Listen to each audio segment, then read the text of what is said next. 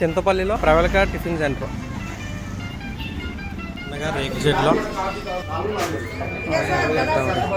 చాలు అన్నీ వేరు.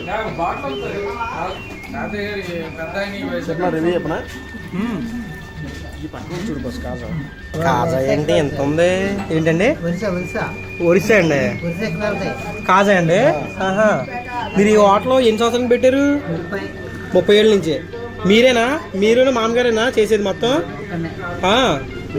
మామగారే వ్యాపారం చేస్తారా? మొత్తం అన్ని ఐటమ్లు మీరే వేస్తారా? ఒక కాజా వచ్చేసరికి 50 రూపాయలు అంట, డైలీ వేస్తారంట. మినిమం కాజా వెయిట్ వచ్చేసరికి 1 కేజీ పైన ఉంటుంది. దోశ ఏంటి ఎంత ఉంది? పెద్ద దోశ. చింతపల్లి గ్రామంలో అప్పటికప్పుడు ఇన్స్టెంట్ దోశ అనమాట. జనాలు చూసి పిల్లలు బాగా పెద్ద అయినా దోశ మట్టికి చాలా పెద్దది, చాలా బాగుంది. ఇది కూడా బాగుంది, వేడి వేడి బాగుంది.